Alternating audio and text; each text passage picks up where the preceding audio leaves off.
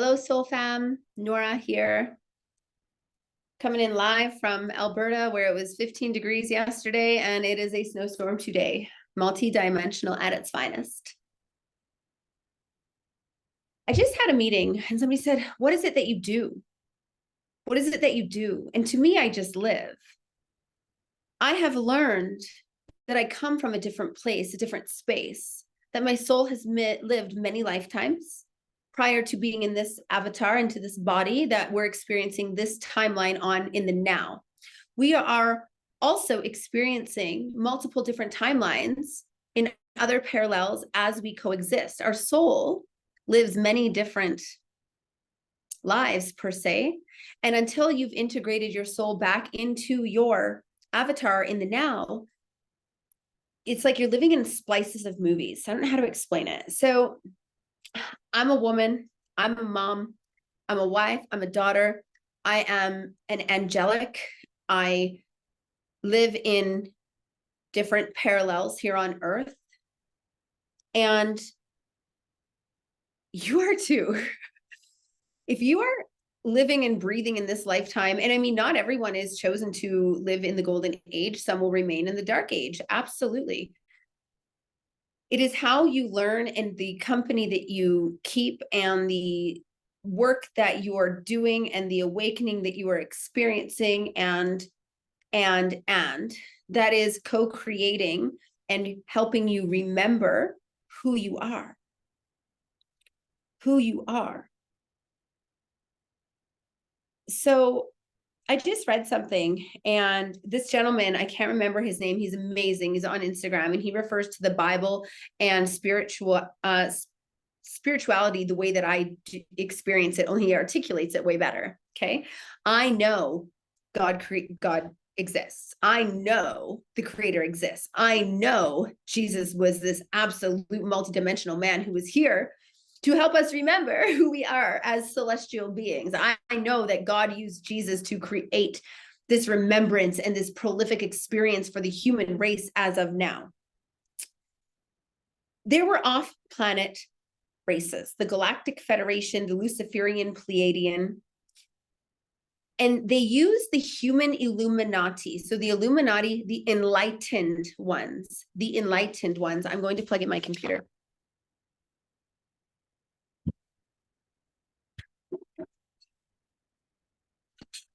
You love the 80s outfit? Because time doesn't exist. So they use the enlightened ones, which were the Illuminati. Okay? Everything is not what it seems and not what you think. They used the Illuminati who stole the Ark of the Covenant. So think about the covenant. Think about Noah's Ark. Okay? Think about how scripture explains Noah's Ark. So they used that and they stole the Ark of the Covenant, the rod and staff, which was the Stargate opening. Planet Earth is not the only place in our multiverse that has life. Life can look very differently depending on the consciousness. And that goes back to biocentrism, which is a new theory of everything with the same conclusions as duality. Right? Biocentrism is where science meets magic. If you add life and consciousness, space and time, the properties of matter depend on the observer. These are the laws of the universe. So they're fine-tuned for the existence of life, but the universe arrives from the life that is existing in the consciousness of your head, okay? So our consciousness relates to the physical processes. We're taught that the universe is divided into two entities, self and everything outside, biology, physics, and chemistry. Biology says that we don't control most cells in our body.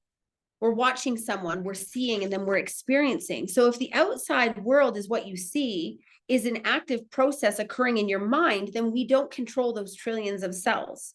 You can't see anything from the vault. You can't see from the cranium.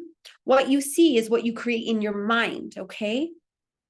So reality involves your consciousness. So we can't believe that we exist and coexist just as this is it, these humans, this earth plane. It doesn't make sense. It doesn't make sense because it isn't what it is, right? So then the off-planet races used the stolen ark to run what we call is reverse bi-wave frequencies into the grids of Mother Earth. So I look at the grids of Mother Earth as the nucleus. When I've talked in my Iboga retreat about the nucleus, which is the equator, which is the nucleus, and the Iboga tree is planted on the nucleus of our Earth, that is the brain of Mother Earth. I believe it to be Soul Star, Terra Nova. It has crystals. It's built on a foundation. So heaven is built on a foundation of crystals. The nucleus of our Earth is crystals, okay? So I want you to imagine it as crystals down there. So the off-planet races, the Galactic Federation, the Luciferian Pleiadian, so these are off-planet races. They ran this reverse bi-wave frequencies into the grids of Mother Earth. When we were celestial beings on Earth, I would say prior to the time of Adam and Eve, like celestial beings. So they were celestial beings, and then they turned into human beings, okay? So then they sent reverse frequencies from Nibiru, which is a planet where the off-planet fallen Anunnaki live. So a different race of the fallen ones. They go to this planet called Nibiru, okay? And then they sent these reverse frequencies from Nibiru into the Stonehenge. We know how spiritual Stonehenge is, right? Those massive stones. And then the clash of these frequencies created a planetary magnetic grid collapse. It messed with the entire original celestial human DNA. We were meant to be celestial beings. Adam and Eve were celestial beings, and then they ate from the tree of life before they were supposed to, because the reverse frequencies were sent, and it messed up the original celestial human DNA, causing a memory wipe of our true history, okay? So just think what that could look like, be like.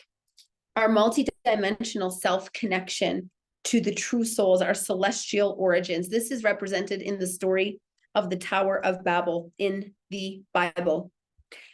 When I say that we read scripture from a point of spiritual wisdom, we are reading it not for the words that it says, but from spiritual wisdom, okay? We live in the golden age. We are from the golden age. So celestial beings identify as a celestial being, and I know a lot of my friends do too. We would say that we have lived many lifetimes through the dark ages up until now, and we have started to wake up in a way across the plane of Earth with the light of 144,000 suns. I believe the 144,000 celestial beings, original celestial beings, have woken up, and we are in a time and space where we are now activating others to remember the celestial beings and the codex that we carry as celestial beings before the reversals were ran to muck up the DNA of the human. So in activations, when I do DNA activations and we are rewiring, rebraiding, expanding, going wide, going deep, in bringing on colors, frequencies of the celestial, we are activating that, and that is reaching people in our field. It's inevitable. And that is our job as celestial beings, humans of service, avatars of service, and multidimensional beings, how I speak and refer to things, okay? And so as we are waking up, and then you see more people are coming back to God and coming back to Creator, and they're coming at it from a non-religious perspective, because that's how we survive, is from a non-religious, religious reversal field. We have to start to discern and step into our power and remember we are magic. We are celestial. We create our realities from within, from the inside out. Do you notice that we are anti-aging? It's not because people are going and getting a bunch of facelifts. We're anti-aging because our thought processes from the inside out are changing. How we talk to ourselves, how we nourish our soul, how we feed our soul, how we live in our environments, the colors, the textures, the designs. I channel those from spirit of the celestials, from the soul fam that live off of this planet, but in an alternate planet that coincides from the spiritual world. The physical and spiritual world are the two worlds that exist.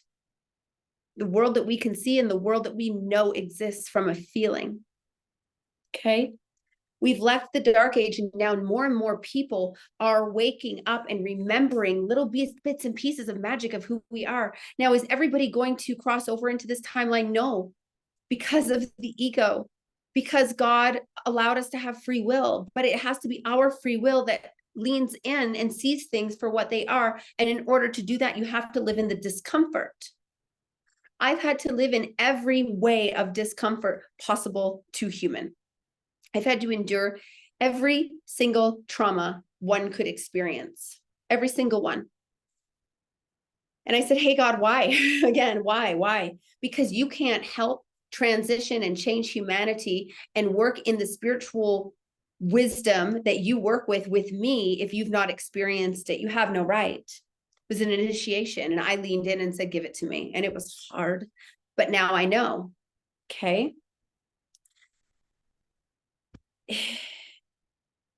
The two-hole experiment, the scientist's view, the particles separate as a bullet goes one at a time. So they separate if you watch it.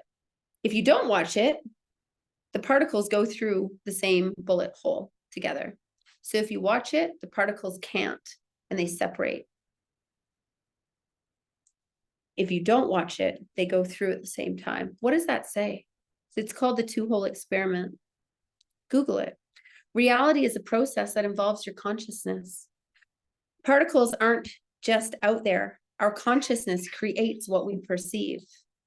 Our consciousness. So our goal is to raise our consciousness, to a high level through the 5th, 6th, 7th, 8th, 9th, 10th, 12th dimension, to raise our consciousness, to be able to co-create, to attach to other people's who have a raised vibration. But in order to do that, we've had to work through the idea of fear that it exists, and we had to lean in and know that it doesn't exist and that it's dropped out. We have to know that we have to work within the pillars, the horizontal and vertical pillars, and the 0-point field, the intersection of the cross. The cross. The vertical pillars, how high, how low, how deep. The horizontal, how wide, what's the capacity? How can we go wide? How can we expand while we go deep, while we raise our consciousness? That's what I'm here for. That's how I work with people in the field, through frequency, through words, through feelings, through somatic droppings. Sorry, my children, they're coming into this dimension. And that is how I work. So as space and time are not objects, it can't be seen or be put in a bottle. Space and time, we can't see it. We can't experience it. It was created with the consciousness. And as we were waking up, we realized there's no such thing as time, that our calendars are off, that we were meant to have 13 months of 28 days. Ophiuchus was meant to come into play. These are all pieces you can start to research for yourself, or you can meditate on and you can learn yourself. What does that mean? How does that feel? Well, what is Ophiuchus? It comes back to even like tropical astrology versus sidereal or true sky astrology. There was inversions. We were living in an inverted templated system, the reversal fields, and we're not here to live in those anymore. We're here to liberate ourselves from them, liberate ourselves from Western medicine. But there's a time and a place, maybe not. So how does that work in how I live and as a mom, as a wife, as a friend, as an interior designer, as a business owner, as a coach, everything? I'm able to hold the capacity and the frequency for it all. People can't believe it. And if you work with me, you will see, and then you will believe it. People say that working with me is magic. People say that working with me is like this mystical therapy that they've never experienced before because of how I talk and how your higher self will integrate it. And I will help you digest it into your human, so then you can expand the consciousness.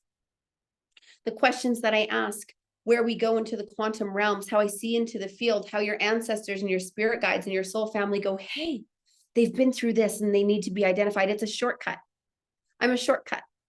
We don't have to live through it all.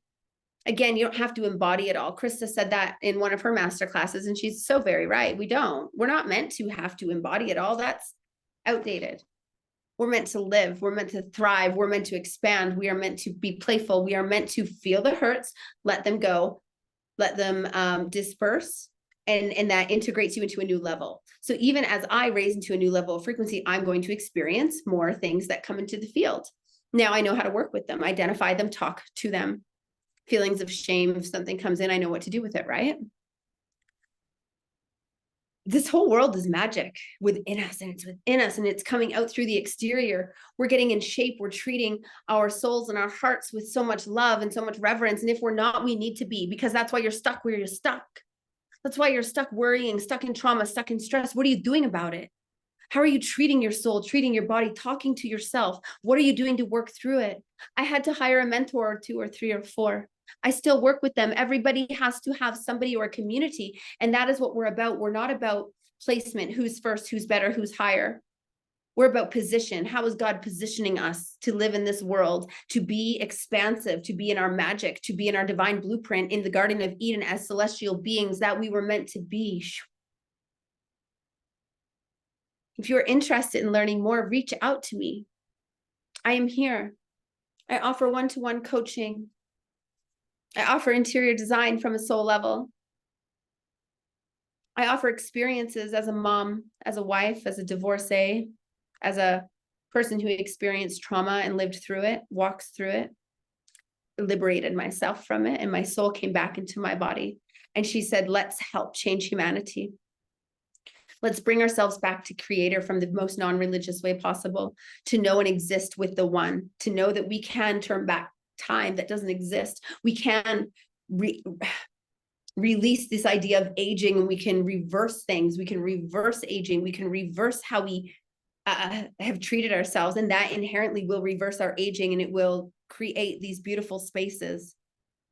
They say that if you think that, they did a study, I think, and you can Google this, that they had one party that they focused on in their mind creating bigger muscles, and they didn't work out. And it was like a focus, like a meditation focus about how their muscles were growing in the ethers, and their muscles grew. Our minds, right? So what are our minds encompassing? I work with plant medicine, psilocybin, iboga, sound frequency, a healing machine, a frequency device, music frequency, tone, light language, hand frequencies, all delivered by God. I know this doesn't make sense to some people, but I'm here to help you remember, to bring you back online. The world is magic, but I had to go through this retrograde season of confusion, of depression, of anxiety. I had to dive deep within while expanding on the external, and it brought me back home. And now I'm here, and I'm here to help you. I love you. We'll see you on the other side.